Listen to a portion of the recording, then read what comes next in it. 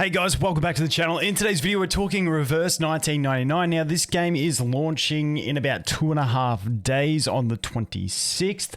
And if you want to know what the gameplay is like and stuff like that, I had a sponsored video over on my other channel, so I'll leave that linked in the description if you want to get a feel for the gameplay and stuff like that. But in today's video, I wanted to talk about some changes they're making, some quality of life towards re-rolling and stuff like that, and what we can expect from the game. Now, this isn't going to be a quote-unquote re-roll guide. I will do that over the next 2 days and have that available for you guys before the game launches, along with a bunch of other videos to get you started before the game even comes out. But let's go through it. Once again, if you want to see gameplay, I'll have that video linked in the description. You can check it out. But let's go through what we got, because in the beta for this game, it was looking like rerolls were going to be absolutely horrible. The story took forever to get through. It took a long time to get resources and stuff like that, but we've got a bunch of quality of life that I want to talk about through a few of their Twitter posts over the last couple weeks that we can piece together what things are going to be like on global launch, which is actually looking quite promising to me at the moment.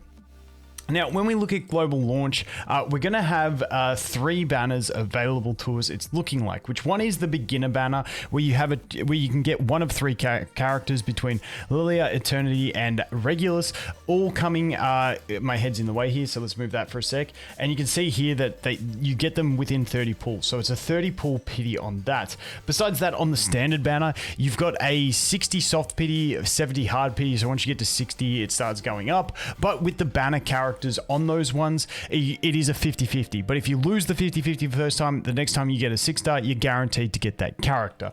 So that is the way summons are going to work. But we're going to have the 3 banners in the game. One with Aegis Slash is what I like to refer to him as, or A Knight. He's basically gloves with a sword. Interesting character. I'll go more deep into the characters and banners in a bit. Next we have Sotheby. I don't know how to say her name properly, but she is a healer that's going to work in a future meta with a future character that comes. It's currently the top meta in CN. I'll talk about that more in other videos as well, but she really sucks at launch is the only thing. However, she's got a really good 5-star in Charlie on her banner. So these are the banners we're going to get. Really nice to see they're collapsing it. Now, the reason I talk about this is it looks like they're trying to speed up the progression of global to catch up to CN, which I know some people hate because like it doesn't give me time to save up for all the banners, but because we can kind of understand where the meta is in CN, if you're pulling for meta reasons, which once again you don't have to in this game because it's a PvE casual game, it's more of a story-based game, but at least you know what you want to sort of aim towards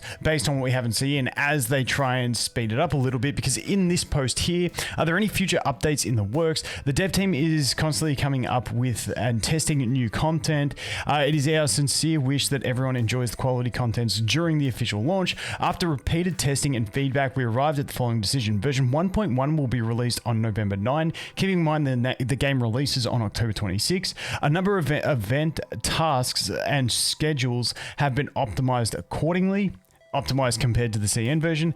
This version will be active for 28 days, and then from 1.2 onwards, there'll be 42 days. So it looks like they're speeding us through the first 2 updates to try and get us closer to where CN is in the state of play, which I do like because I like being caught up to versions. So that's the first thing I want to look at. Once again, those are the banners we have, but when I mention the banners and I talk about the 37 pity on the basic banner, then I want to talk about the re-rolling process and what we have. So basically, when we look at the rewards we're going to get, we have pre-registration rewards, which is going to be, we do get a Matilda, but I'm not stressed about that. We get the clear drop, which is your premium currency 1800, which is going to give us a 10 pull. Then over here, when we look at this one, once you reach Timekeeper level 3 and Timekeeper level 5, each of those will give you 10 Unilogs, which are summons. So eventually you'll get a total of 20 summons once you reach level 5. Now, the cool thing about leveling up is just burning your quote-unquote stamina. I forget what they call it in this game. I always refer to this as stamina in every game. But burning your stamina is how you level up. And this game, even though it doesn't have, in 1.4, the CN version does have auto combat, so we can expect that coming hopefully soon in quality of life.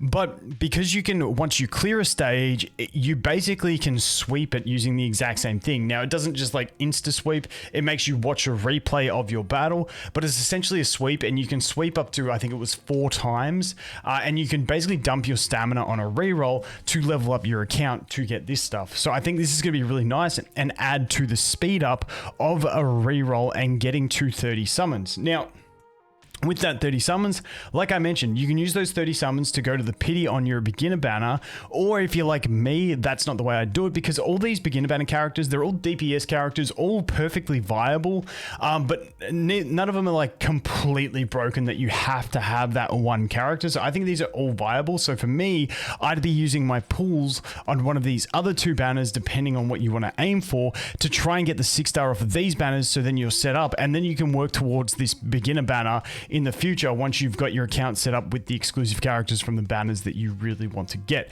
That is the way I would play it personally, and I will be playing it with my rerolls. But just so you know, that is the way it's going to happen. We're going to be able to get the 30 summons pretty quickly, based on the fact that you can just sweep stages to level up. Yes, it's going to be inefficient in the count, or like when we look at the quote-unquote efficiency, because you've just burnt a ton of stamina just to level up your account. But when you're trying to reroll quick to get an ideal start, I think it's a fair trade-off. Now, the other thing that's going to make rerolls a lot better in this game and get me excited is this piece here. So this was in one of their dev notes. The mandatory starter tutorial can be tedious. Is there a way to get around this so I can start playing ASAP? And I noticed this in the beta. You were forced through a story that you couldn't skip. It was a ton of it. But luckily, they've done this. We've received feedback on the long starter tutorial and made the following improvements for the official launch. Added a feature to skip each chapter of the prologue. Now you can simply tap the skip button to view chapters summary. So you click skip, you view a summary by the sounds of it, and then you just keep going on with your day and you can keep playing the game. Now this is obviously going to be fantastic for rerolls. Move the battle speed feature to earlier stages in the CBT. It was first like chapter 1-6. Now it's chapter 1-1. So you can speed up the play faster. It's always nice in games when you get the speed up function for combat earlier on. It's just like, let's face it, I'm never going to play at 1x speed. Just give me the 2x speed straight up.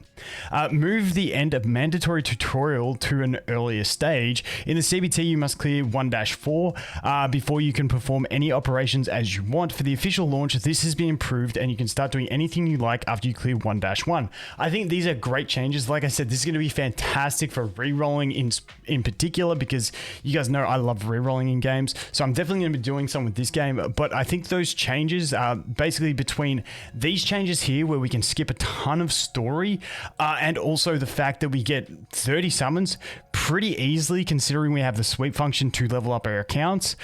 I think rerolling is going to be pretty decent in this game, where you could probably, when we were previously looking at with the unskippable story, probably around an hour. I'd say we're looking at 20-ish minutes. At a rough estimate, this is a complete spitball number, but probably 20-ish minutes to do a reroll in the game now. So I think that is pretty solid. Like I said, this is what we got coming in the game. That's what we're looking at. They've done a lot of improvements since beta, and I like seeing this type of stuff from games before they launch, especially games that have CN versions, and start giving us some quality of life early on, before the patches. It's always frustrating when none of the quality of life comes until the patch that the foreign version got it in. But in this one, it looks like we're going to be getting a good chunk of quality of life, which I do really appreciate. So that is my summary of what we got to look forward to. Once again, I will start doing guides over the next 2 days for this game, pre-release guides based on CN version, stuff like that, so you guys can have an idea of what you might want to do in the game. But yeah, that pretty much sums up this one. As always, guys, thanks for watching. Hope you have an awesome day, and I'll look forward to seeing the next one. Cheers.